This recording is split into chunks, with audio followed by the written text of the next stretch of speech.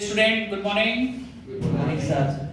Today we are going to learn about report writing. This is the question which will be asked in the examination, and it is of 7 marks. How many marks? 7 marks. 7 marks. How many marks are there? 7 marks. 7 marks deals with this report writing. Report writing totally just look like the heading and the news of the newspaper. Generally it is written in passive voice. Generally written in a Passive voice. And the passive voice of past simple is generally used. passive voice जो past simple का passive voice होता है उसको उपयोग करते हैं, जिसमें object आगे आ जाता है, साथ में was या were आता है और वर्ब की कौन सी फॉर्म आती है? थर्ड फॉर्म होती है। उसके अंदर जब रिपोर्ट राइटिंग लिखते हैं तो रिपोर्ट राइटिंग को रिपोर्ट लिखने के बाद रिपोर्ट में तीन चीजें बहुत महत्वपूर्ण है। 3 things are very important. First is D. D means day and date, not time, day and date. T for time and P for place.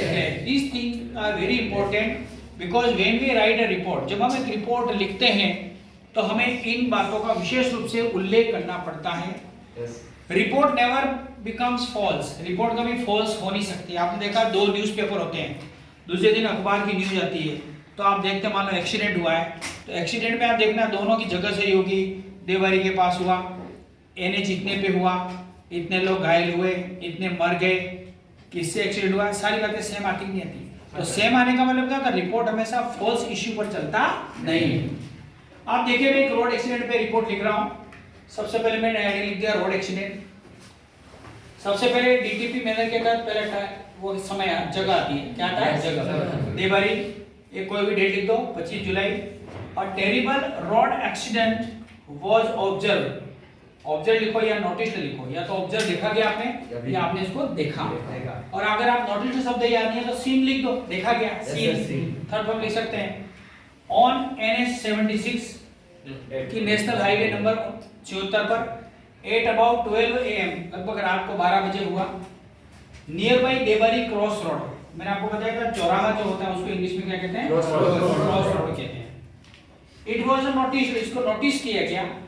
या ये किसके बीच में हुआ? तो बिटवीन, जब 2 की बात करते हैं किसका प्रयोग करते हैं? बिटवीन का। बिटवीन अ ट्रोला एंड अ कार, एक ट्रोला और एक कार के बीच में एक्सीडेंट हुआ। इट वाज इंजर्ड 2 पीपल, 2 लोग घायल हुए। पैसे वही चल रहा पूरा, 2 लोग घायल हुए एंड 2 किल्ड, और 2 मारे गए।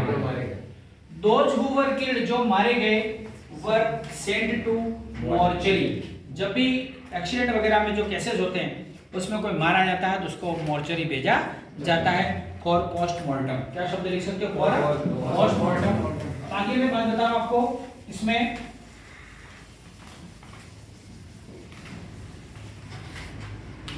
यहां देखें आगे पोस्टमार्टम भेजा गया। it was found that the trola driver, it was found, ये पाया गया, it was found that trola driver was totally wrong, totally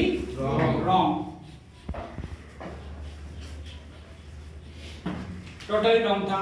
अब ये देख सकते हैं मैं बार बार यहाँ पर वॉजवर के साथ थर्ड फॉर्म का इस्तेमाल आपको बता रहा हूँ कि वॉजवर और थर्ड फॉर्म के साथ कैसे लिख सकते हैं।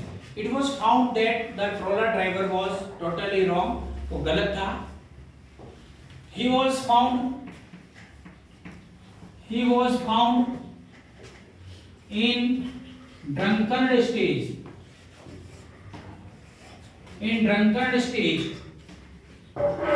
जनरली एक्सीडेंट इसी स्टेज में होते हैं,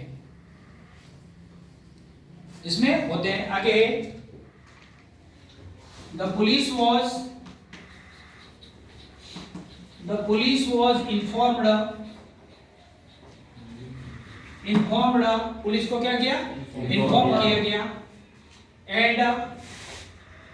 and also to and also diode,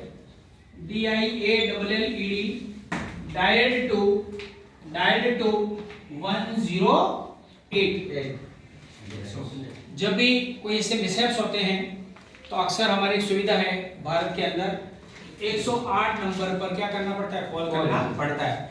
108 number पर वैसे ही कॉल नहीं कर देना, करने के बाद आपको मोबाइल पर स्टिक रहना पड़ेगा, क्योंकि वापस कॉल आता है, लोकेशन पूछते हैं और हम लोकेशन जैसे सेंड करते हैं तो विद इन कुछ सेकंड के अंदर, विद इन कुछ मिनट्स के अंदर वहां पर 108 की सुविधा मिल जाती है। The police was informed and also dialed to 108। आजकल क्या होगा, लोग बचाने ज्यादा वीडियो बताने लग जाते हैं। हमें पहले मनुष्य को बचाना, वीडियो जरूरी नहीं है। The police is, है ना, the police is, अब पुलिस क्या कर रही है, पुलिस is looking, ये शब्द चलता है, looking into the matter, police मामले की जांच कर रही है, ये शब्द याद रखना। अब ये शब्द मैंने पैसिव वॉइस नहीं लिखा, ये पैसिव वॉइस नहीं है, ये वर्तमान में आ गया। किसमें आ गया, वर्तमान में। पुलिस मामले की जांच कर रही है, police is looking into the matter. अब आप याद रखें बच्चों कि when we write a notice, notice is divided into two parts. The first part is original part in which we give their DTP, जहां पर हम डीटीपी का प्रयोग करते हैं, original date, original time, original place का प्रयोग करते हैं। फिर हम जो सेकंड पार्ट होता है वो सजेस्टिव पार्ट होता है। क्या होता है, सजेस्टिव। अब सजेस्टिव पार्ट क्या होता है, सजेस्टिव पार्ट शुरू होता है कि आखिर एक्सीडेंट क्यों होते हैं, आखिर एक्सीडेंट क्यों होते हैं और प्रशासन को क्या करना चाहिए। The suggestive part is second part of the report में। अक्सर देखना कोई भी संवाददाता जब रिपोर्ट लिखता है उसके बाद नीचे लिखता है कि वहां पर हाईवे पर क्या था, कि जो काम चल रहा वहां पर क्या नहीं लगाए हुए थे, बैरिकेड्स नहीं थे, वहां पे इंडिकेशन लाइटें नहीं थी, जो रात को लाइटें जलती हैं वो लाइटें नहीं थी वहां पर जो खाई लगी उसके आसपास कोई व्यवस्था नहीं थी, क्रॉस रोड पे कोई सुविधा नहीं थी, रात को कोई वहां पर गार्ड इत्यादि नहीं था, ऐसी कई सारी बातें थी। तो हमें सजेशन में ये लिखना होगा कि एवरी, अब इसमें वर्ड थर्ड फॉर्म का प्रयोग नहीं है, इसमें हम क्या कर रहे हैं, सजेशन कर रहे हैं। क्या कर रहे हैं, सजेशन, है ना। एवरी पीपल, है ना, every person has to follow the traffic rules. सभी व्यक्ति को कौन से रूल्स का पालन करना चाहिए, ट्रैफिक रूल्स का प्रयोग करना चाहिए। क्या क्या सजेशन है, सजेशन में हैज टू का प्रयोग करेंगे, क्या हमें ये करना चाहिए, हमें वो करना चाहिए। शुड भी लिख सकते हो आप, सजेशन में शुड का प्रयोग भी हो सकता है हमें इसका, क्योंकि लेकिन चूंकि हमें मामला ट्रैफिक रूल्स का है, ट्रैफिक रूल्स में शुड नहीं चलते, ट्रैफिक रूल्स शुड नहीं चलता है, ट्रैफिक रूल में मस्ट चलेगा, हैज टू हैव टू ही चलेंगे, क्योंकि उसमें आपको 100% फॉलो करना पड़ता है, 100 नहीं तो 90% भी फॉलो करना पड़ता है, नहीं तो हमारी जान जा सकती है, हमारी जान बच जाए दूसरे की भी जान जा सकती है। अब देखिए अगला पॉइंट लिखा हुआ उसमें सभी को, है ना, the pedestrians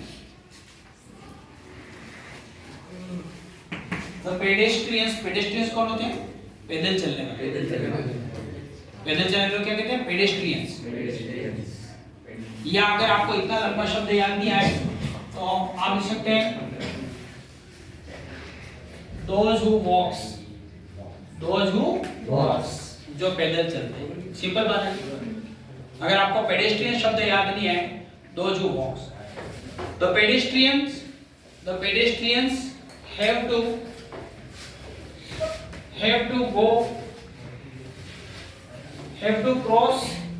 cross the road, उन्हें रोड को पार करना होगा through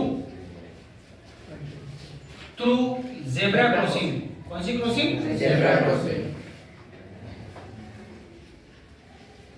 अब हम कभी कहीं से दुबक के निकल रहे बीच में से और ये थोड़ी देर देखा कुछ आदमी ना दौड़ पड़े और पीछे कार से छोड़ लिया। हमें जहां भी क्रॉस करना हुआ जेब्रा क्रॉसिंग होनी चाहिए। हमारे यहाँ पे विडम्बना है, कभी जेब्रा क्रॉसिंग नजर नहीं आई कहीं पर। बाकी बड़े बड़े शहरों में क्या बनी हुई है, जेब्रा क्रॉसिंग। और गांवों की हालत और खराब है। गांवों की हालत में जहाँ बिल्कुल निर्जन रोड है, कोई नहीं आता, वह लोग स्पीड से चलते हैं, ये तो फ्री रोड है, चलो फास्ट, और उसी रोड पे भिड़ते जोरदार, और पता ही चलता है कि जैसे उछल उछल के यहाँ जा रहा है, जैसे वो फिल्मों में स्टंट नहीं होता है, ऐसा हो जाता है, पता ही नहीं चलता है। The pedestrians, those who walk, have to cross the road through कौन सी क्रॉसिंग से होगा, जेब्रा क्रॉसिंग से होगा, पार करना चाहिए। Never, पीछे से आवाज, in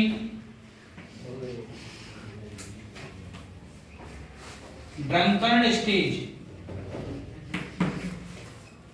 पी करके गाड़ी चलानी नहीं चाहिए। जनरली क्या होता है, ड्राइवर वगैरह जो होते हैं वो पी जाते हैं, उन्हें भान नहीं रहता है, और इसका परिणाम होता है कई जनों की जिंदगी एक साथ में चली जाती है ना। नेवर ड्राइव इन ड्रंकन स्टेज, ड्रंकन स्टेज में कभी ड्राइव करना नहीं चाहिए।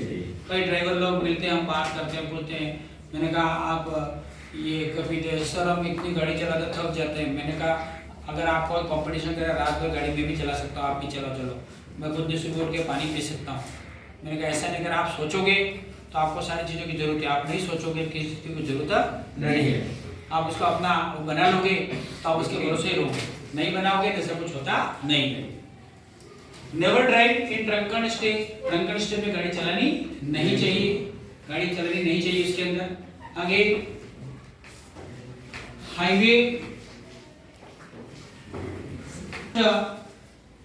Highway police must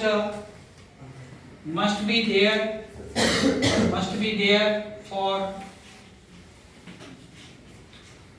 guidance। Highway police है, हाईवे ट्रैफिक पुलिस है, वो गाइडेंस के लिए हमेशा होनी चाहिए। जनरली पुलिस जहाँ खड़ी रहती है किसके लिए होती है कि खड़ा रहे, मैं 200-500 रुपये ले लूँ, इससे अवसर दिया है तो हमें जनता को सेवा देनी चाहिए, उन्हें परेशान करना नहीं चाहिए। आगे highway police must be there for guidance, guidance के लिए वहां पर रहनी चाहिए। ये इस तरह से बच्चों रोड एक्सीडेंट पर अगर आपकी रिपोर्ट आए तो इसको हम आराम से लिख सकते हैं। मैं कुछ क्वेश्चन पूछना चाहूंगा। रिपोर्ट राइटिंग में जनरली कौन से वॉइस का इस्तेमाल होता है? पैसिव वॉइस के अंदर अधिकतर पास्ट सिंपल टेंस आता है, और पास्ट सिंपल के पैसिव वॉइस की पहचान क्या है? Generally passive voice of past simple is used there, and it is begun with object was were plus V3। Object को आगे लाने का कारण ये होता है कि जब ऑब्जेक्ट को आगे लाते हैं तो हमेशा कौन सा वॉइस बनता है? Passive voice. एक रिपोर्ट को लिखने में ध्यान रखना है, there must be DTP manner होना चाहिए, day and date, time and place का सही उपयोग होना चाहिए।